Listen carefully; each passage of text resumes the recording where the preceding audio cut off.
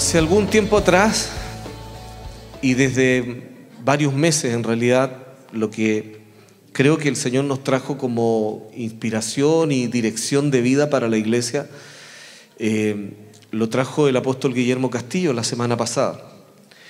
Y no creo que a todos nos haya afectado de la misma manera, pero yo tomé este desafío, comprendiendo que tengo la responsabilidad de ser quien dirige también la congregación. Y en gran medida, no soy el único, pero en gran medida las grandes decisiones y hacia dónde optamos y damos los énfasis que le dan curso a nuestras decisiones y proyecciones está en mi persona. Y eso es un honor, pero es también una alta responsabilidad. Detrás de ustedes están sus hijos. No sé si se dan cuenta, pero la responsabilidad que tenemos nosotros si cometemos un error no solo repercute en lo inmediato, sino también en que cada uno de ustedes tienen hijos, generaciones que están detrás de ustedes. Y el Señor nos dijo la semana pasada: llevas demasiado tiempo en este monte. Y creo que cuando uno ya está estancado o cuando las metas se estancan, ese estancamiento se torna en un peligro que tiende a dejarte o en la comodidad o en el letargo o en el conformismo, que en muchos aspectos pienso viene a ser moneda de canje para muchos hijos de Dios. El conformismo tiene que ver con el no querer conquistar más, el no querer avanzar más. Pero en realidad todo lo que nosotros hacemos, el congregarnos, el tener nuestras definiciones de quiénes somos, que las células, los grupos pequeños, etcétera, obedece a un querer obedecer a lo que Dios quiere lograr. Y el Señor quiere lograr que cada uno de sus hijos sean conformes a la imagen de su Hijo. Por ahí alguien dijo, hay un libro espectacular de un pastor de Argentina, se llama Jorge Mitián, y él escribió un libro en función de la carta a los Efesios, y la conclusión que saca de la carta a los Efesios es que nuestro Dios es un gran Padre que quiere tener una gran familia, pero conformada a la imagen de su Hijo. Así que si queremos ser gratos al Señor, tenemos que parecernos a Jesús. Usted no puede conformarse con menos que la estatura del varón perfecto, que es Jesucristo, el Hijo de Dios. Dijo el Padre que en Él encontraba complacencia. Este es mi Hijo amado. ¿Se acuerdan cuando Él se estaba bautizando?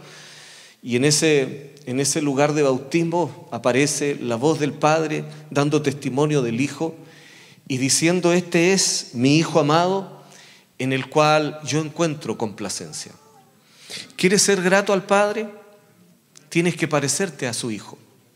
Tienes que no solo imitarlo, no es solo tener un tipo de relacionamiento con el Padre que sea externo, porque tenemos un tema con el Padre. Dice que Él es tan agudo en cómo escudriña los corazones y las vidas, que tiene aún la capacidad de pesar los espíritus.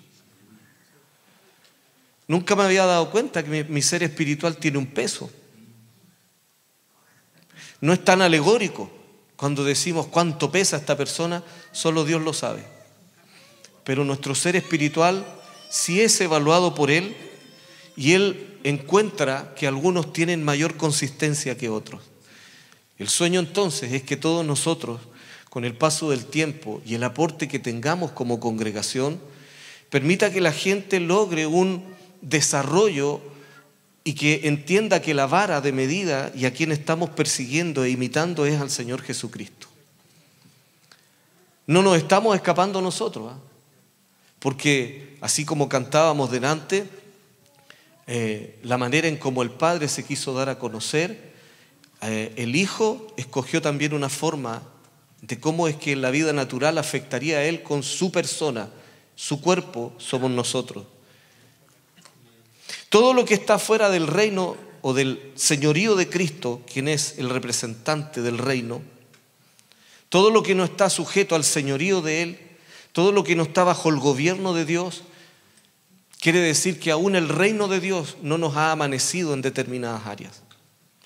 Él, Jesucristo, quiere ser el Señor de tu vida completa y de mi vida completa. Esto implica muchas cosas que cuando uno no las reflexiona tiene una tendencia a alivianarlo, pero Jesús quiere ser el Señor del 100% de tu vida, incluido tu futuro, incluido tu pasado para poder arreglarlo, y en este presente también quiere enseñarte a soñar como Él lo está mirando y hacerte parte de este modelo, de este diseño que tiene que ver con la conexión de las personas y a través de las personas las naciones enteras. Jesús tiene una respuesta para Chile y no es política, no es de una ideología, de una tendenciosa idea filosófica. Jesús, la naturaleza del Hijo de Dios, el reino de Dios tiene una forma de pensar, el reino de Dios tiene una proyección de vida que enseñarle a las naciones, pero las naciones se han dejado embobar por todos los planteamientos que se disfrazaron de bienestar, pero al final de cuentas todo lo que no se vincula con el Hijo de Dios, en donde está la complacencia del Padre y la representación número uno del reino de Dios, todo aquello tiende a la nada. El cementerio está lleno de buenas intenciones. Hay gente que es loable desde la perspectiva humana, como un ser humano. Hay gente que es realmente admirable. Pero si no encuentran vínculo con el Hijo de Dios, en donde el Padre se ha revelado para traer solución y respuesta a las naciones, a toda la humanidad, quedará en nada. Y miraremos pasar por las edades cómo es que muchas ideologías llenas de buenas intenciones solo llegan hasta allí.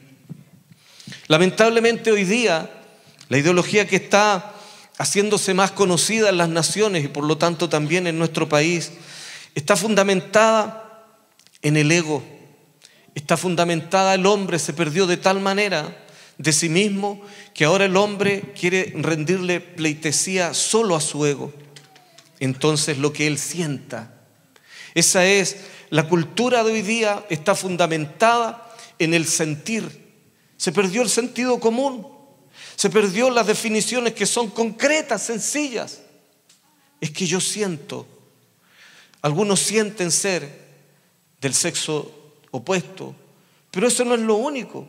Algunos sienten que pueden tener relaciones sexuales y los hijos que vengan en camino los quieren sentir el placer de la relación sexual, pero no la responsabilidad de lo que implica el diseño hecho por Dios, que las relaciones sexuales están creadas por Dios para que se dé multiplicación, pero están redefiniendo. Y en esa redefinición las naciones se están enfermando.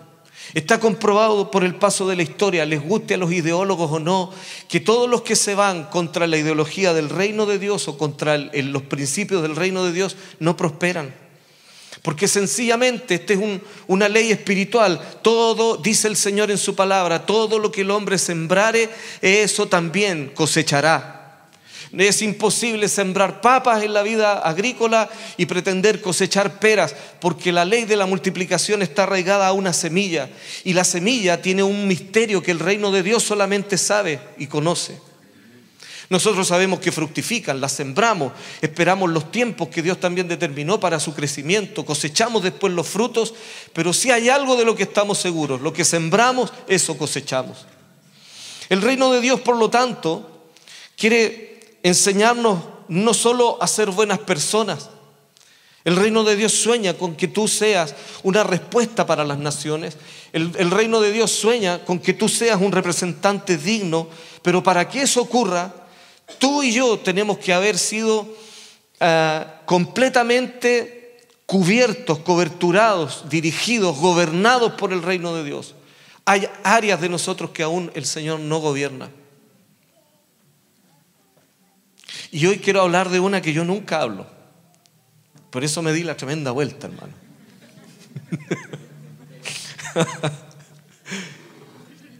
Porque hemos visto con los años los excesos, la gente que ha abusado, usufructuado de pedir, a título de tomar algunos textos bíblicos, se han enriquecido. Pero no porque existan falsos vamos a negar lo verdadero. Quiero hablar, desde ahora en adelante vamos a tener por lo menos una jornada larga de varias semanas. El énfasis de los domingos y de lo que vamos a compartir en la célula y todo, tiene que ver con la apertura de la vida del altar de adoración.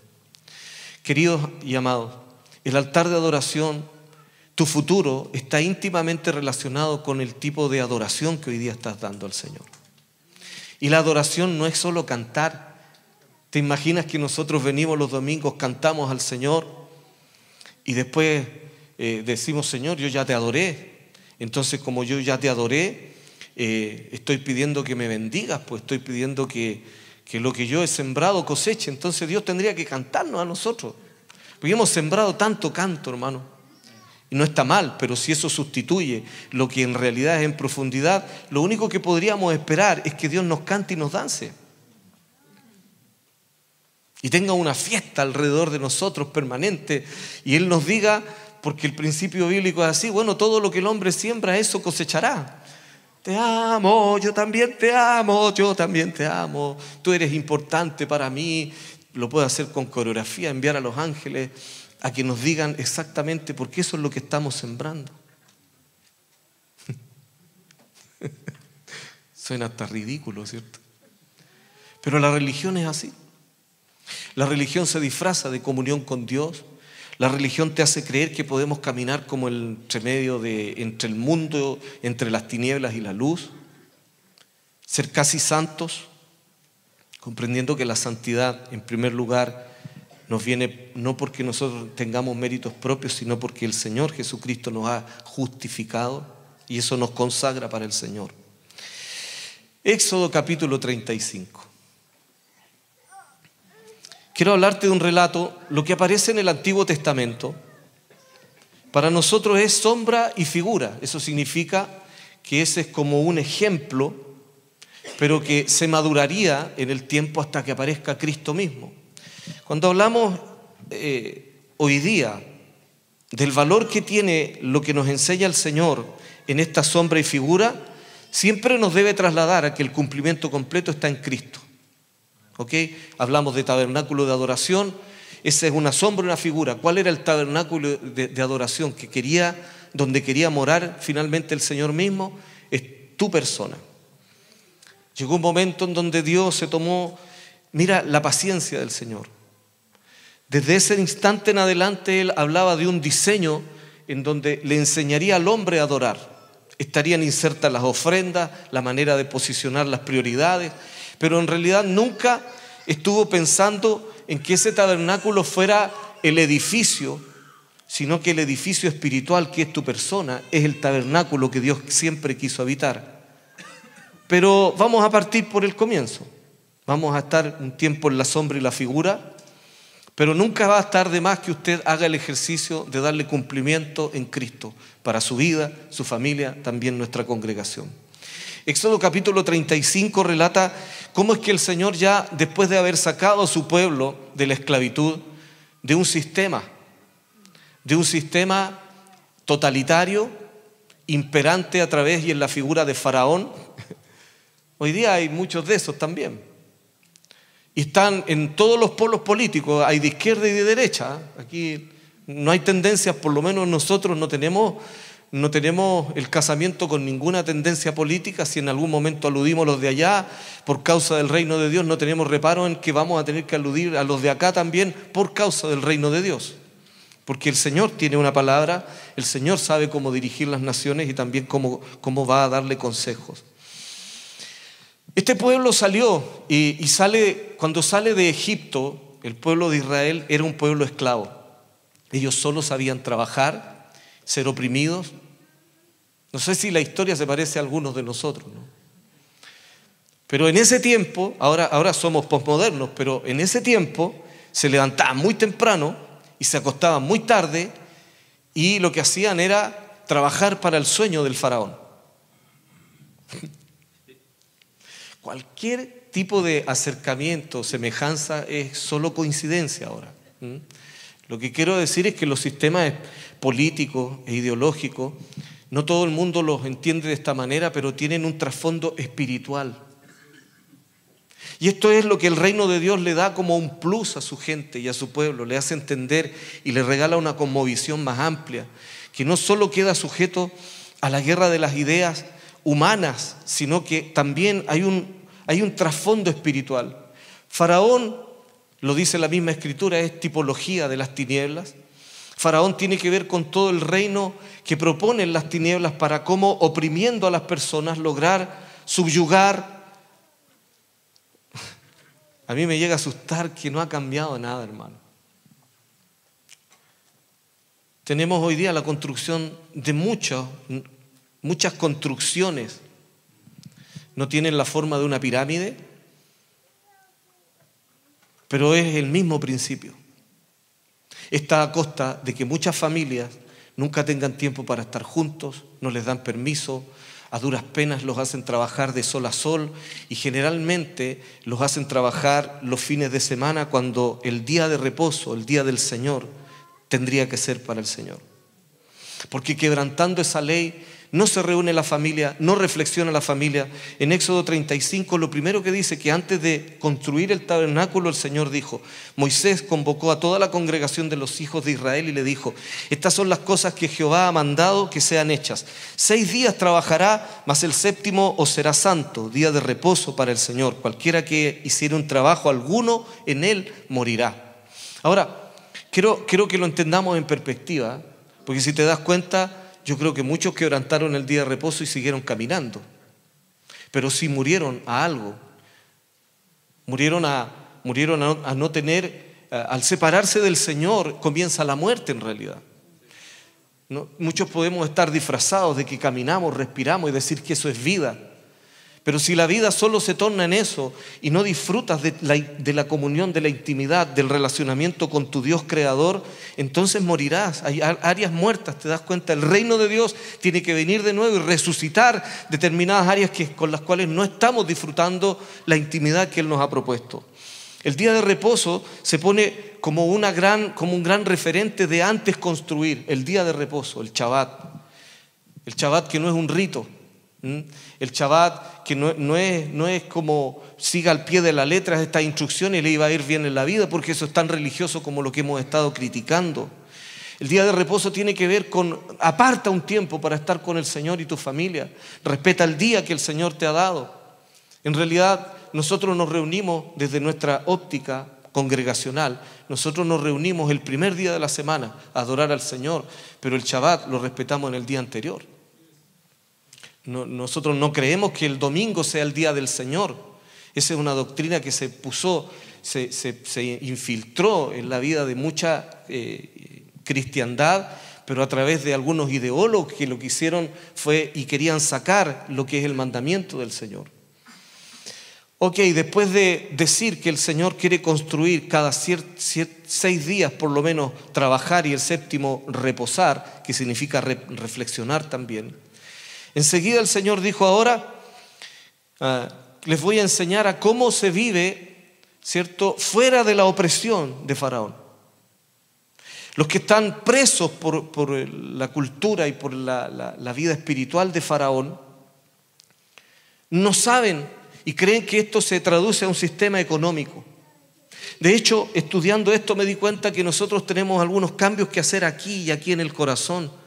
La construcción, lo que viene, el tabernáculo que el Señor quiere que edifiquemos, ¿cierto? En lugar de congregar gente y discipularla para la gloria de Jesús y también para el agrado del Padre, que es nuestra misión, requiere, pero nosotros en realidad no requerimos dinero. El dinero es un sustituto que se vino como a poner en paralelo a la propuesta de cómo los hombres deberían seguir o deberían soñar para edificar sus naciones. El dinero nace de Babilonia y nace como una especie de paralelismo en cómo es que Dios le da valor a las cosas. Dios, cuando le da valor a algo, te invita a un lugar de adoración donde tú le traes algo que es importante para ti y Él también te dice cuán importante eres tú para Él y cuánto peso, cuánta espiritualidad, cuánta relacionalidad genuina va a pesar el Señor que trajiste al altar, y ahí te va a dar también su bendición. ¿Sabes lo que necesitamos para prosperar? Necesitamos su bendición. No necesitamos dólares ni bitcoins. Lo que necesitamos es que Dios nos bendiga. La oración de Jabes, una de las oraciones más cortas y extrañas de la Biblia. Usted lo encontrará. La oración de Jabes aparece y no tiene más de 4 párrafos en la Biblia. Y Jabes en un momento determinado dice: si me dieras bendición, Señor, y si me dieras territorio, y si me hicieras disfrutar tu bendición. Y la Biblia dice después, parafraseándolo, ¿no? Dice: y el Señor lo hizo más ilustre que todos sus hermanos. Porque fue un hombre que comprendió que lo que necesita no es parecerse al mundo. Este es el arte de ser hijo de Dios en esta tierra. Dijo Jesús: están en el mundo, pero no son del mundo. Por lo tanto, nosotros tenemos que buscar los recursos que provienen de Dios. Y Dios nos va a insertar a ser luz, a ser sal. Pero nosotros no dependemos de lo que digan los gigantes de la tierra. No dependemos de los sistemas que nos hacen querer creer su ideología. Nos bombardean todo el día con una sensación que nos aplasta a través de las noticias, a través del arte con el cual nos comunican que somos seres manipulables. Pero el reino de Dios vive dentro de nosotros. En nosotros está la respuesta para las naciones. Nosotros vamos a desatar la creatividad del reino de Dios, pero vamos a partir por el comienzo. Porque con el comienzo hemos aprendido desde siempre: el Dios del uno es súper ordenado. Cuando el Señor le dijo a la congregación de Israel que trajeran sus ofrendas para edificar el tabernáculo, quiero abrirle una perspectiva. Lo que está haciendo el Señor es diciendo cómo el reino de Dios tiene su propia economía, como el reino de Dios tiene su propia manera de prosperar y que no depende de lo que digan otros dioses. De hecho, venía de aplastar por lo menos a 10 deidades de Egipto. Dejó en ridículo al gran faraón, lo había ridiculizado hasta el extremo, le había tomado todo lo que le habían robado durante 400 años al pueblo de Israel. El oro, la plata, el bronce, todo lo que era ilustre, todo lo que era digno de lo mejor, lo noble, se había quedado en las manos de Faraón. Y ese sistema espiritual, un sistema espiritual que siempre tuvo conexiones con el inframundo, y usted podrá estudiarlo eso si gusta, se va a dar cuenta que era muy espiritual el sistema faraónico que hoy día quieren levantar nuevamente los masones en la tierra. Por eso que adoran a su dios triángulo con el ojo al medio, porque hay una ideología espiritual que los conecta a las tinieblas. Ellos no lo dicen, pero todos ellos practican este asunto. Ellos no hablan de la vida espiritual que manejan detrás de todo esto, pero la mayoría de los gobernantes, busque la historia de Chile, ¿cuántos han sido masones? ¿Usted cree que van ahí aquí a aprender qué? ¿Solo a leer textos? No, ahí aprenden de mucha vida espiritual. Y esa vida espiritual pacta, no con Dios, pacta con las tinieblas. Pero el Señor Jesucristo ha venido a deshacer las obras del diablo, y aunque ellos quieran hacer aparecer a través de todas las comunicaciones, como dije delante, que las cosas están perdidas, que hay una tremenda inseguridad, que tenemos que estar guardados, que tenemos que desarrollar temores, no nos vamos a dejar manipular, porque Dios nos va a regalar el Espíritu Santo que nos hace valientes, que el Espíritu Santo nos hará sabios, entendidos. El Espíritu de Dios nos hará ver la victoria de Cristo, y miraremos, los videntes del reino de Dios se levantarán en esta generación y miraremos como Dios ve. Cuando nos quieran decir fracaso, derrota, miraremos la victoria, miraremos que Jesús es el Señor, que Él ya ha derrotado la muerte, el pecado, al Hades y a todos los sistemas que se han querido anclar a ese rebelde que desde el comienzo de la creación ha querido robar, usurpar. Porque qué frustración más grande para el enemigo. No tiene capacidad creativa. Lo único que puede hacer es pervertir lo creado. Ahí está la gran ideología de hoy día, pervirtiendo el diseño original de todo. El misterio de la iniquidad. Entonces la perspectiva que le quiero ofrecer es que el Señor está diciendo: no quiero que levanten una religión. Les voy a enseñar una forma de vivir. Les voy a decir cómo funciona y cómo opera mi reino, mi gobierno. Y habló Jehová a la congregación de los hijos de Israel diciendo: esto es lo que he mandado. Tomad entre vosotros ofrenda para el Señor. Y aquí diga conmigo: todo generoso.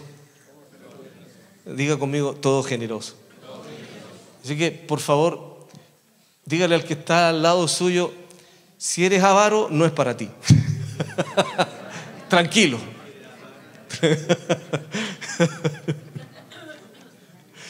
Porque como es voluntario, tomad entre vosotros ofrenda para el Señor, todo generoso de corazón, la traerá a Jehová. Oro, plata, bronce, azul, púrpura, carmesí, lino fino, pelos de cabras, pieles de carneros, teñidas de rojo, pieles de tejones, madera de acacia, aceite para el alumbrado, especias para el aceite de la unción y para el incienso aromático, y piedras de ónice y piedras de engaste para el efod y para el pectoral. Cuando yo estaba leyendo esto, dije, ¿de dónde sacaron estos esclavos? Todo esto que son, esto es pura opulencia, ¿no? Para el entonces sobre todo. Esto solo lo tenía la gente que tenía mucho recurso. Pero me recordé que en el instante en que, ¿se acuerdan cómo se celebra Pesaj? Hay uno de los momentos en donde ellos tenían que salir corriendo y les dijo el Señor, despojen a los egipcios. Así que los egipcios, con tal de que ya parara la mano del Señor sobre ellos, salían a perseguirlo. Decían, llévense esto, porque no es un robo. El despojo no es lo mismo que un robo. Lo que hace el Señor es reclamar lo que le robaron a su pueblo, y todo lo que habían fructificado a costa, usufructuaron a costa de no pagarle los sueldos dignos, a costa de no ser justos. Y créanme, los sistemas totalitarios delante del Señor un día se van a postrar, van a reconocer que Jesús es el Señor. Todo lo que le han robado a los pobres no va a quedar sin un reparo del Señor por una parte, la restitución que Dios siempre estila por concepto de identidad, el vivir, pero a muchos los va a dejar también en el despojo. Así es como miraremos caer a verdaderos gigantes en estos días que quieren hacer creer que ellos tienen el control y el dominio. Cuando los egipcios salieron dejando en las manos de los israelitas el oro, la plata y todas las cosas preciosas, en realidad Dios reclamó lo que era mío. El Señor dice, mío es el oro, mía es la plata. El Señor dice, yo reclamo lo que me pertenece. La tierra, la plenitud, todo lo que hay en el campo, las bestias del campo, dice un salmo, los hombres que habitan sobre la tierra, todo es mío, dice el Señor, porque yo lo he creado. Entonces no es como yo sienta, yo siento que no, porque yo siento que yo no soy de Dios. Yo siento que, bueno, hoy día hay tanta tontera. Descendiente de los monos. Hay que tener más fe para creer en la teoría del Big Bang que en Cristo. Bueno, entonces estos esclavos enriquecidos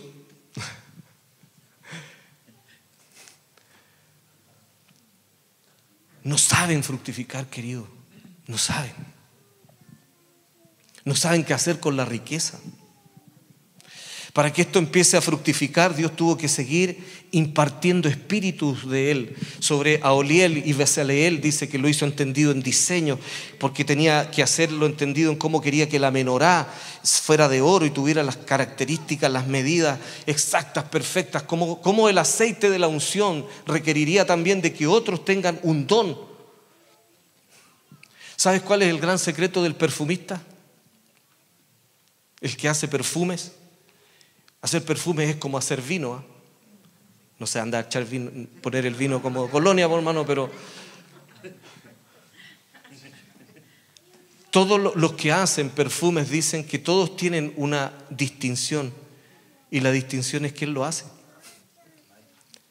Es la esencia de quién lo hace. Esa es la gran diferencia. Aunque ocupando los mismos elementos, el perfumista es el que le da la propia sustancia. De Él es la que le da una identidad. Eso es de Dios. Por eso Dios te hace entendido en determinadas áreas. Algunos son entendidos en el arte, otros son entendidos en la pintura, en la danza, en todo lo que es celebración, como decía Guillermo, enseñándonos que la celebración lo que hace es visualizar una manera de pensar. Otros son entendidos en la obra de ingeniería. Espero que así sea. Samuel puso una cara así como... Ok, dice el Señor, entonces les voy a enseñar No hacer una religión, les voy a enseñar a vivir, les voy a enseñar cómo se fructifica, qué se hace, cómo se administran los recursos que pongo en sus manos. Y aquí es donde tenemos muchos topes. Queridos, me di cuenta que muchos comienzos de nuestros emprendimientos incluso tienen un problema. Le hemos puesto del mejor humanismo que tenemos, pero no hemos traído la ofrenda al Señor. No hemos traído al Señor este gesto que nos dice más bien a nosotros mismos, porque Dios sabe todas las cosas. Pero este gesto que yo antes pensaba, la ofrenda va a romper los poderes espirituales. Y es verdad, pero ¿sabes qué? Este tipo de ofrenda, sobre todo de la que te voy a hablar hoy día, lo primero que hace es romper paradigmas personales. Lo que explota en realidad por dentro es que tenemos tanta soberbia y tanto orgullo en nosotros que pensamos que fructificaremos por la obra de nuestras manos. Si el Señor no nos bendice, si el Señor no nos da su bendición, no vamos a contar con la prosperidad que estamos anhelando y soñando. Y si no sabemos qué hacer con la prosperidad que ponga Dios en nuestras manos, porque si al momento en que Dios te da del oro, del despojo de Egipto, lo ha puesto en tus manos, pero nunca trajiste una ofrenda de la misma calidad al Señor, significa que te farreaste en la oportunidad de dejar a Dios en primer lugar y decirte a ti mismo, porque este es el punto. La ofrenda no solo habla al exterior, la ofrenda te habla a ti mismo. En realidad, lo que tú ofrendas, la manera en donde tú pones al Señor, en qué jerarquía, en qué prioridad de tu vida, en realidad te dice qué tipo de adorador tú eres. Hoy día nosotros lo cuantificamos a través de billetes, pero es mucho más que eso. Quiero hacerte pensar en el oro.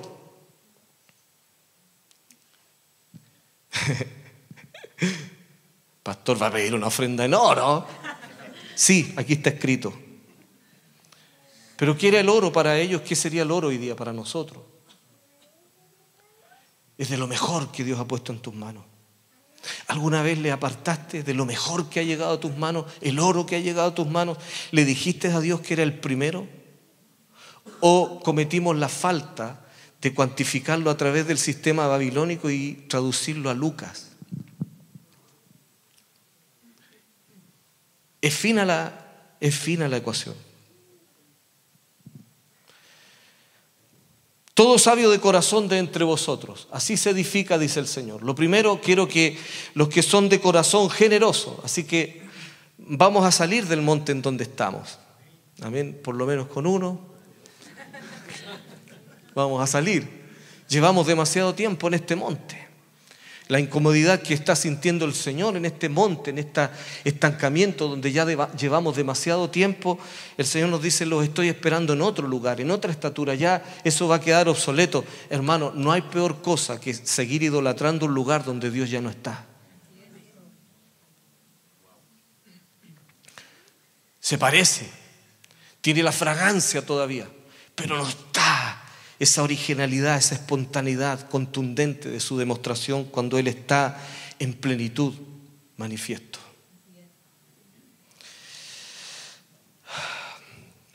Todo sabio de corazón entre vosotros vendrá y hará todas las cosas que el Señor le ha mandado.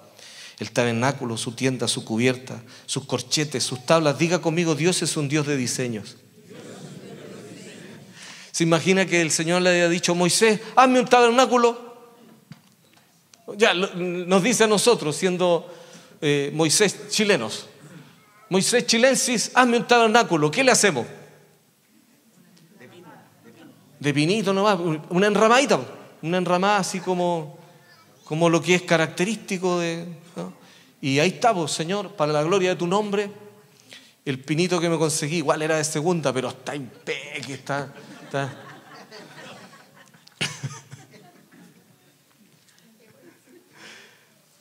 Y el Señor diciendo, pero ¿y la prosperidad que puse en tus manos, el oro que puse en tus manos, no podría venir con la misma calidad, la enramadita o el tabernáculo que me vas a erigir para que me adores? Lo que quiero decir es que nos hemos gastado mucho oro en nuestras manos, en nuestro propio yo, pero si no se lo apartamos para el Señor, tenemos que arrepentirnos y reivindicarnos. porque no hay ningún tipo de empresa, emprendimiento, de fe, de cualquier naturaleza, que no haya puesto una verdadera ofrenda. La ofrenda de Israel, cuando trajo el oro, llegó un momento en donde Moisés y todos sus ayudantes tuvieron que decirle al pueblo: basta, basta. Le vinieron a decir los oficiales, los ayudantes a Moisés, le decían: dile al pueblo que no ofrende más, que ya no damos para más, ya estamos de sobra, tenemos de sobra.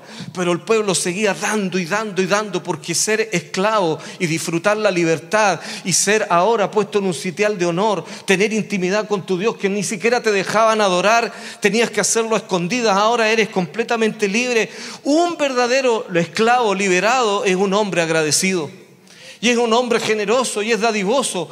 Y en el último de los análisis también, si no tenían nada, están acostumbrados a no tener nada. Así que dar. No hay en la Biblia ninguna ofrenda más poderosa de un pueblo, de una nación, que esta. Trajeron lo mejor de lo mejor de lo mejor. El oro vino al altar del Señor, y hoy día tú ves Israel, cuántas veces lo han querido destruir. Hasta el día de hoy está sitiado, perseguido, y cuando se ha pensado que está en el suelo, se vuelve a levantar, porque un día levantaron un altar de adoración que traspasó las generaciones, y Dios dijo: esta es la importancia que este pueblo me da. ¿Cuál es la importancia que tú le das a tu Dios? Tu Dios no es un terapeuta que te va a ayudar en el día difícil solamente. Él tiene un proyecto con tu destino. Dios tiene mucho más que solucionarte en el problema. Dios quiere hacer de ti un conquistador. Dios quiere hacer de ti un representante de Él, de su nombre, de su reino. Dios quiere ponerte en un sitial de honor. Pero si nosotros somos lo contrario al ser dadivosos, si no somos generosos, entonces de alguna manera solo utilizamos al Señor. Dios, bendíceme. Pero en el día en que Él te bendice, te olvidas que algo tiene que volver a Él. Todo tiene que partir, el comienzo correcto, lo que es multiplicativo, lo que tiene con la garantía de la vida, es lo que se asocia con Dios. Tu empresa, tu emprendimiento, tu ministerio, para que tenga proyección en algún momento determinado, tiene que levantarse con una ofrenda de oro. Están pidiendo plata. Dice el Señor: dile a los generosos de corazón que voy a levantar un tabernáculo de adoración donde yo los voy a favorecer. Pero estas son las reglas del juego. Quiero lo mejor de lo que yo te he dado, porque ese oro tampoco era de ellos. Dios le quitó el oro. ¿Para qué quiere el oro el Señor? Es de Él.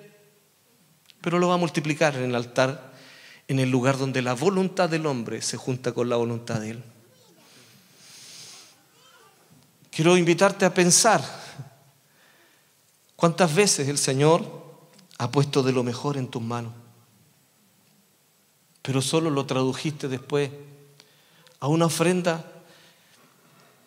que hasta a lo mejor podría ser impactante para ti, pero no traía la calidad de la pureza, no traía la calidad de ser generoso. Yo sé que hoy día no está de moda el dar por deporte. Hoy día todo es con el CBA. ¿Cómo voy ahí? Señor, yo le ofrendo 10, pero ¿cuánto me va a devolver usted?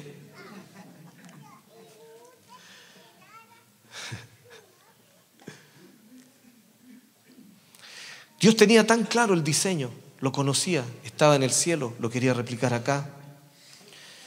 Bueno, y la Biblia dice, y salió el verso 30, dice: y salió toda la congregación de los hijos de Israel de delante de Moisés, y vino todo varón a quien su corazón estimuló. Así que el que no tenga estímulos en el corazón para ofrendar hoy día, no se preocupe, no está incluido. Pero si tu corazón se siente estimulado, es porque el Señor está provocando esto. Y todo aquel a quien su espíritu le dio voluntad. Mira, el espíritu puede dar voluntad. Con ofrendas para el Señor, para la obra del tabernáculo de reunión y para toda su obra y para las sagradas vestiduras. Vinieron así los hombres como mujeres, todos los voluntarios de corazón, y trajeron cadenas, zarcillos, anillos, brazaletes, toda clase de joyas de oro, y todos presentaban ofrenda de oro al Señor. O sea, todos están generalizados, todos buscaron un valor importante de lo que el Señor haya puesto en sus manos, como producto de que su bendición se pudiera disfrutar, pero ellos no se lo dejaron para sí. Apartaron. Hay momentos donde uno sabe cuál es la bendición que tiene esta pureza, esta fragancia. Lo mejor.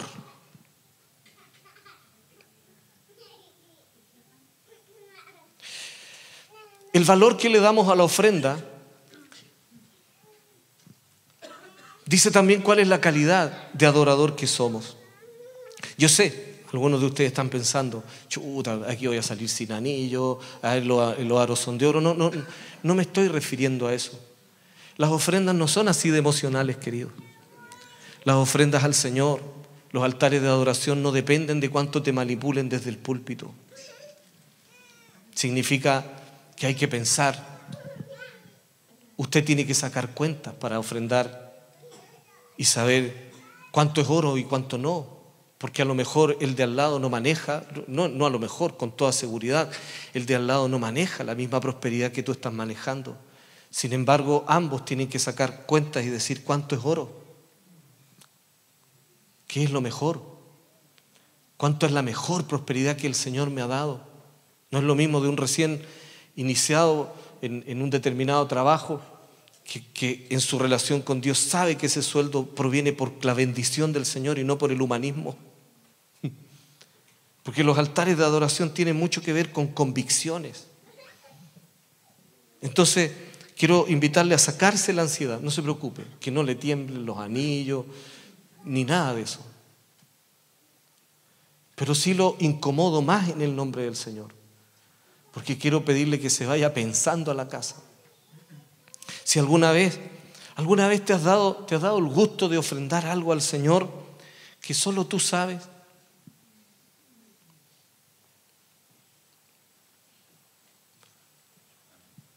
Que es de valor.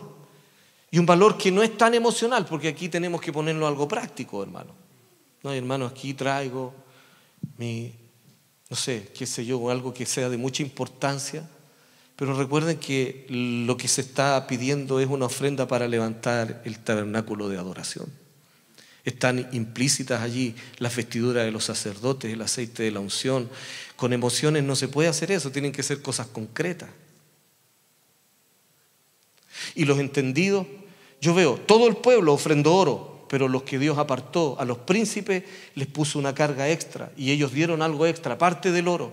Y los que eran entendidos, los ingenieros, hoy día le llamaríamos los técnicos, hoy día le llamaríamos toda la gente de las distintas áreas donde Dios les dio entendimiento, se dispusieron también a traer una ofrenda especial para el Señor. Quiero hacer una pregunta. ¿Eres pobre o eres rico?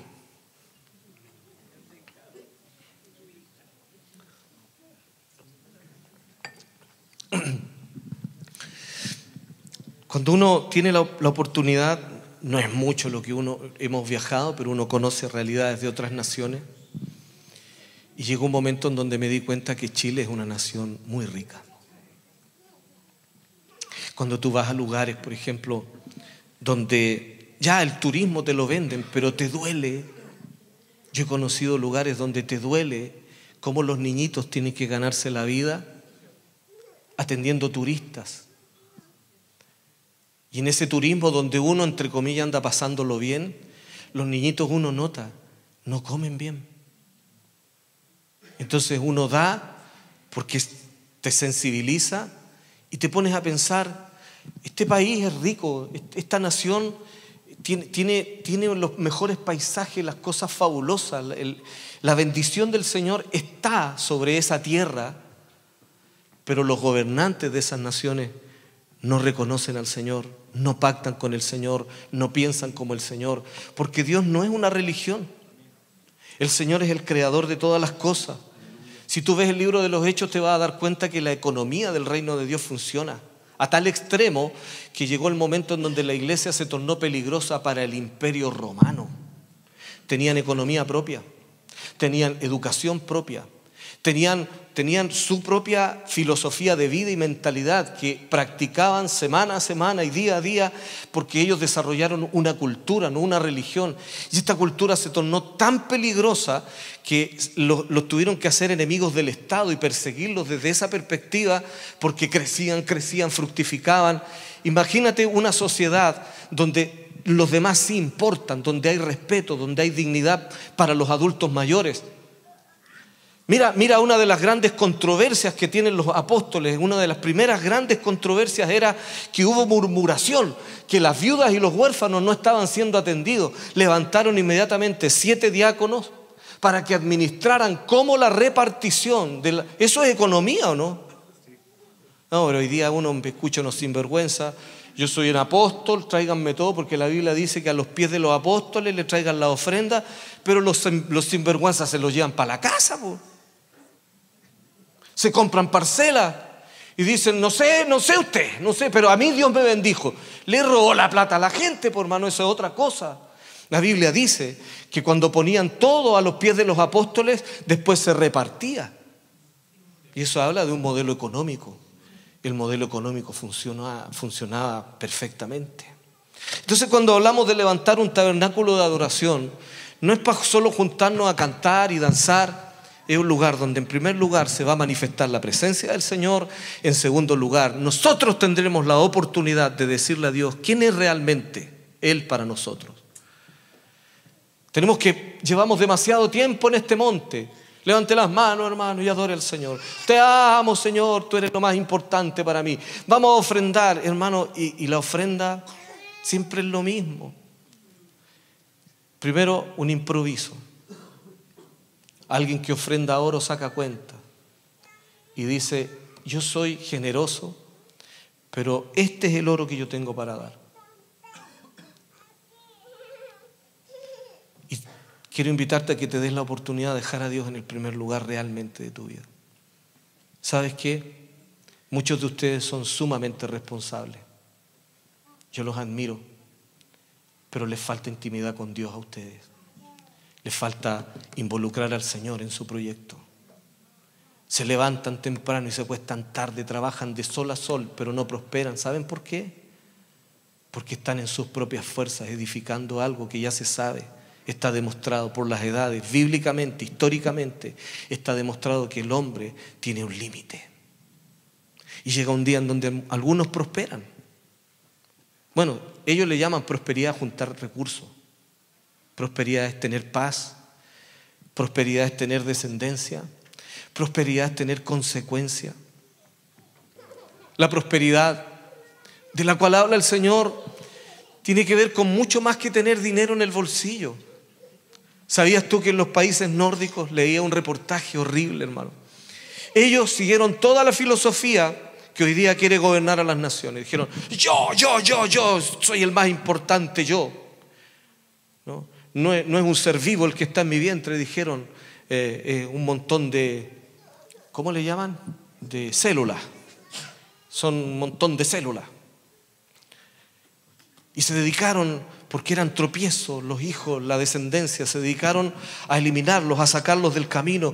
Hicieron carrera profesional, ganaron dinero, pero no tuvieron con quién compartirlo. ¿Saben lo que hoy día ocurre en esos lugares? Muchos de ellos mueren y ni siquiera hay quienes los vayan a enterrar, hermano. No los reclaman ni siquiera del hospital donde murieron o en la clínica donde murieron, donde pagaban los mejores médicos, los mejores insumos, la tecnología más avanzada para tratarse, que no fue suficiente porque a la hora que el padre dice se acabó el tiempo, y se mueren y no tienen a quién dejarle todo aquello por lo cual pelearon toda su vida. Eso es pobreza, hermano. Eso es miseria. Entonces hay oro y oro. El oro de Dios, y el que tiene que llegar a su altar tiene que tener una calidad, una nobleza. Tiene que tener la pureza de decir, esto, Señor, es lo mejor que tú me has dado, porque ni siquiera es mío, es de lo mejor que tú me has dado. Con eso te quiero adorar, Señor. Y quiero entenderlo junto con mis hermanos, porque hay ofrendas que son personales, pero de la cual te estoy hablando en este día es una ofrenda colectiva. que tiene que lograr propósitos. Claro, no basta con solo ser generoso, hay que estar inserto en el proyecto. Hay que estar identificado en el proyecto. ¿Por qué quiero que este tabernáculo de adoración siga vigente? Porque si a ti te importa estar solamente, no sabes si la próxima semana estás, a lo mejor voy o no voy, no me hago parte nunca del proyecto realmente generacional, obviamente no tiene una proyección mayor y tu generosidad no va a alcanzar a pensar en que ese altar debería quedar dejando su sonido vigente para las próximas generaciones, incluyendo tus hijos, incluyendo tus nietos, incluyendo tus bisnietos. Porque como ha dicho alguien por ahí, todo hijo de Grecia dirá siempre mi vida, pero todo hijo de Israel dirá nuestro pueblo, nuestra historia, nuestra familia. Nunca se definirán personalmente como un ser tan individual, sino que se saben seres colectivos. Tú eres parte de un relato familiar, y si no tienes una familia con la cual contar una historia, escribe una con la familia de la fe y rompe también el paradigma de que eres una persona tan solitaria. Dios te ha hecho parte del cuerpo de Cristo y por lo tanto también te involucra con todas las responsabilidades que son colectivas. Póngase de pie, por favor.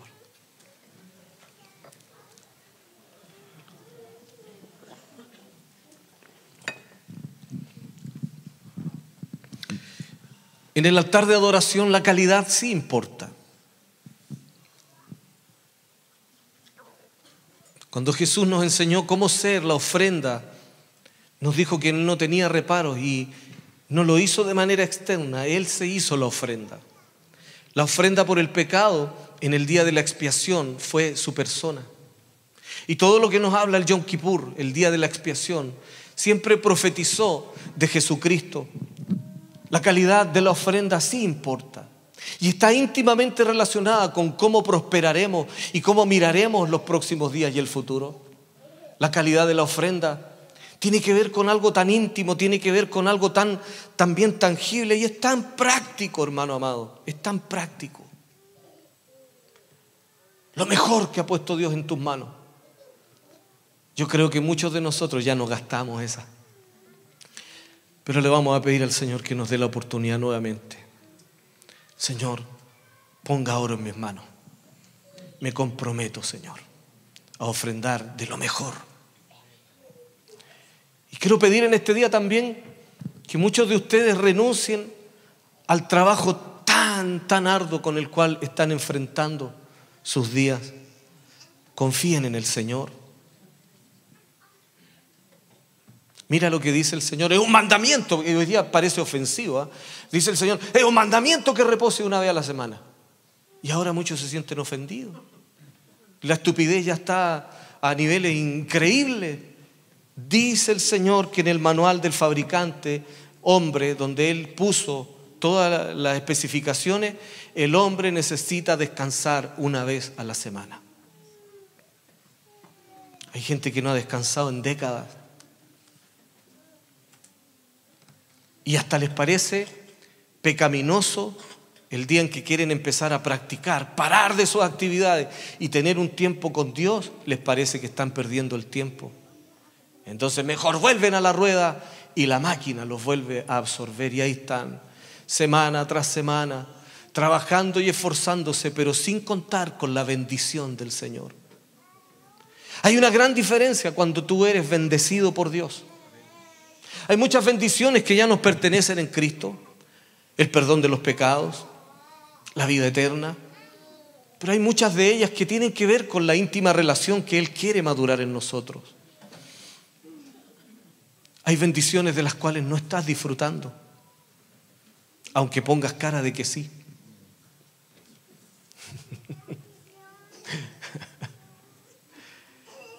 ¿Sabes tú cuando Dios te da el favor de Él? Usa personas.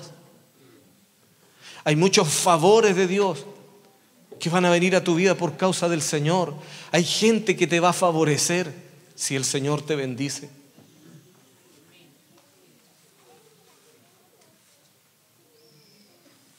Guillermo nos contaba. Fue a orar por una persona, le pidieron, tuvo la buena voluntad. Voy a orar por esa persona.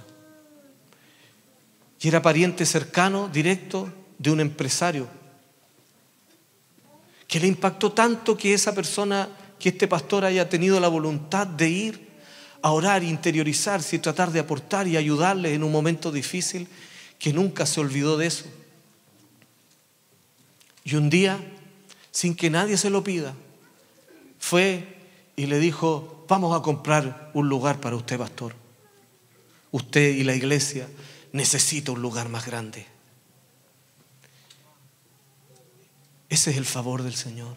Eso es lo que tú no puedes provocar. No está en tus manos generar. Eso proviene de la iniciativa del Rey de Reyes, del Señor de los Señores. ¿Te imaginas lo que es eso? Tú conoces la historia del pastor. Nos contó aquí mismo, un drogadicto a los 16 años. Entró drogado a la iglesia y salió salvo. Lo metieron a la fuerza a la campaña evangelística donde se encontró con el Señor. Dios le cambió la vida. Se dedicó a servir al Señor y el favor del Señor ha estado con él, como también lo ha estado con nosotros. Y hoy día yo quisiera que el favor del Señor también venga para ti, pero tienes que empezar a atraparlo.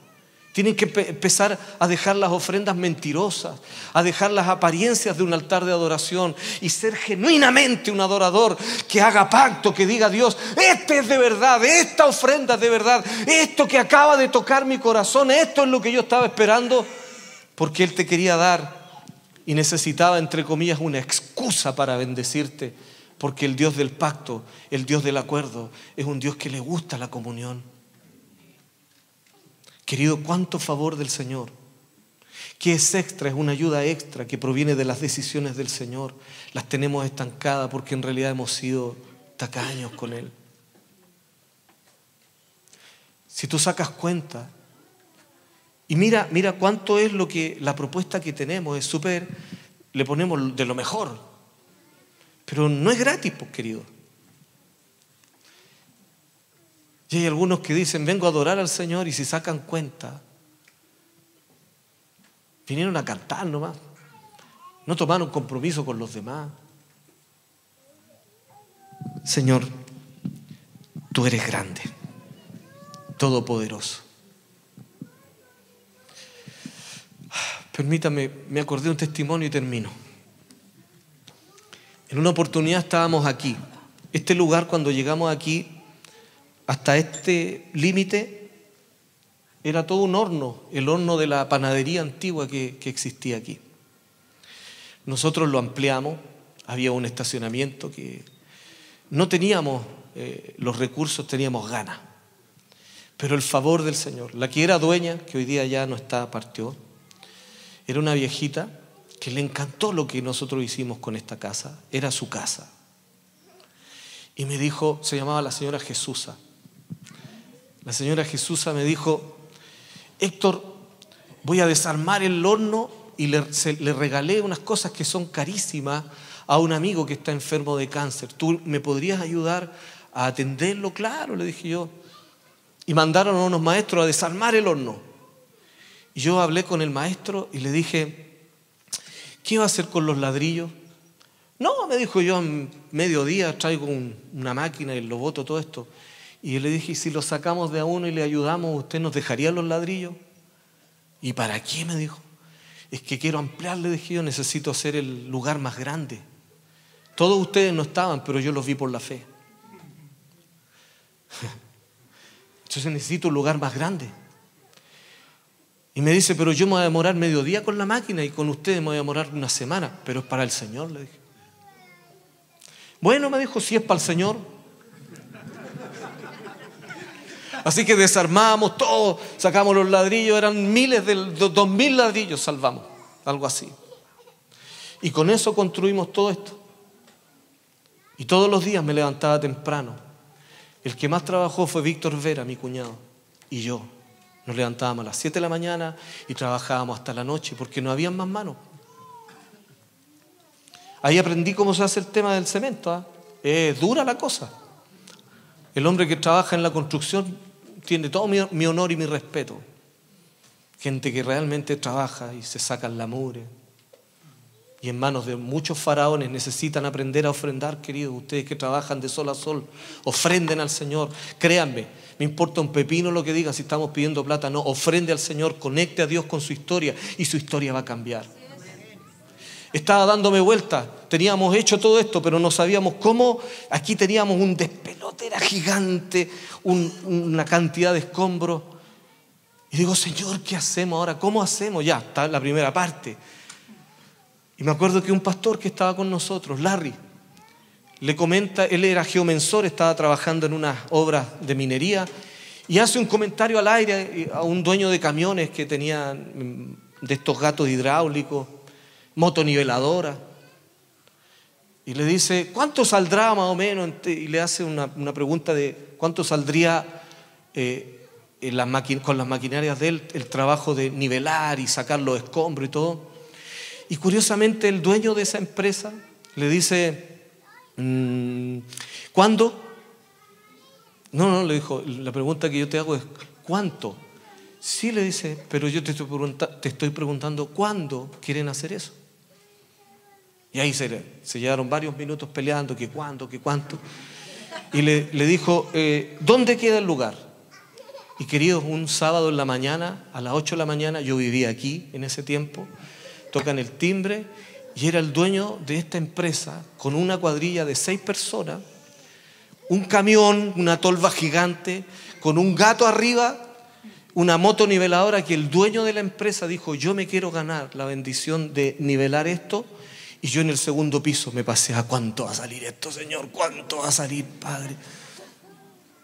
Me acerqué a hablar con el hombre y el varón me dice, mire, lo primero, un buen plato de poroto, para mis viejos y para mí. Así que todos corriendo a hacer poroto, tenían que salir rápido, trabajaron todo el día. Y cuando llega a mi oficina, me pregunta, ¿estamos conformes, pastor? Yo le dije, sí, ¿cuánto va a salir esto? Y él me dice, ¿no me dijo que era para el Señor? Sí, bueno, que Él pague, pues. Ese día vi el favor de Dios.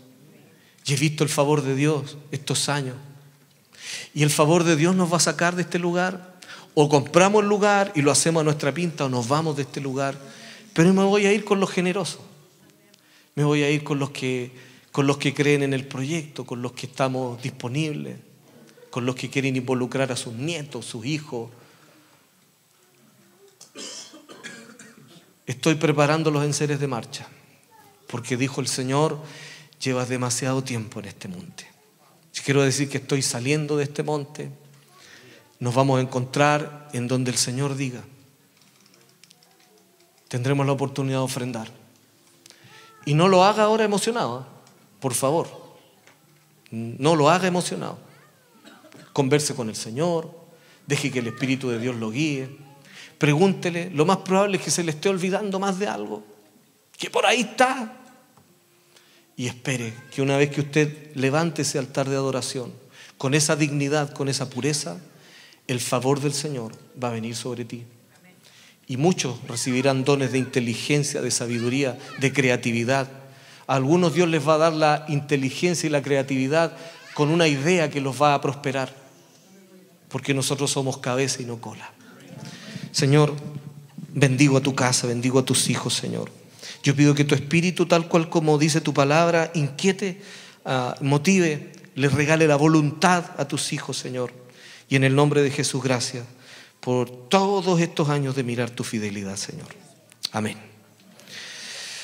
Le damos un aplauso al Señor en fe por los buenos tiempos que van a venir.